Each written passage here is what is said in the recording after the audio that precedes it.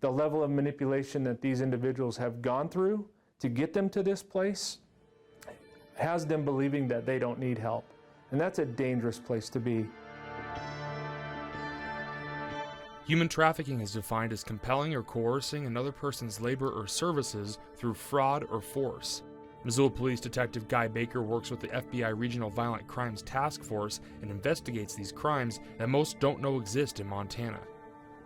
This is one of those crimes within our society that the average person is totally unaware of because they're not partaking in this type of activity, but it's very much out there. I don't know if it's growing or we're more aware of it, but it's definitely not decreasing. Baker says Missoula's proximity to the interstate makes it a prime target for sex trafficking, connecting to the Bakken and also bigger cities in Washington. Police say pimps will typically target vulnerable young females like runaways, then promote them on websites like Backpage.com.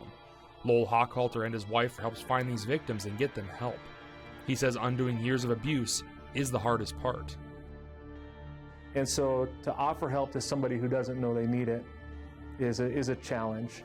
And so a lot of times these individuals will run back to what they know or where they think they belong. Because in most crimes, the victim wants the police to help them and they assist us to help them, and that's not the case when you're dealing with sex trafficking victims. Hochhalter says these victims have been trained to distrust law enforcement and usually don't cooperate if they're found. We worked with one young lady, and when they broke her, the pimp literally had a man come in dressed in a uniform, and he would rape her on a consistent basis. And the pimp would follow it up by saying, "See, you can run, but these are my friends, and they'll bring you right back here." And so in her mind, anytime she saw a man in uniform, a sheriff, whether it be a city police, in her mind, they were just one and the same. Hochhalter speaks at school assemblies about the dangers of talking to strangers online. He says the key is to teach kids about these dangers early and monitor their online activity. I can't tell you the number of parents that when I say that, they look at me like I am an alien. And I tell them about the young lady in Kalispell who went online and developed a friendship with a man in Southern California. And it was the morning that she went missing.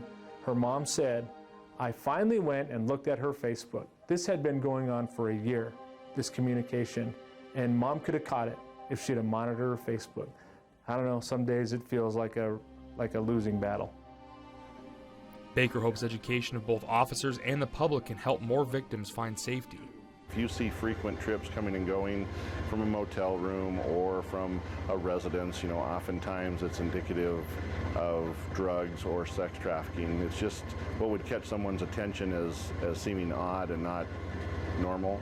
So, we encourage people to contact the police department and report these things because it has to be a community effort in combating this type of crime. On special assignment in Missoula, Don Fisher, MTN News.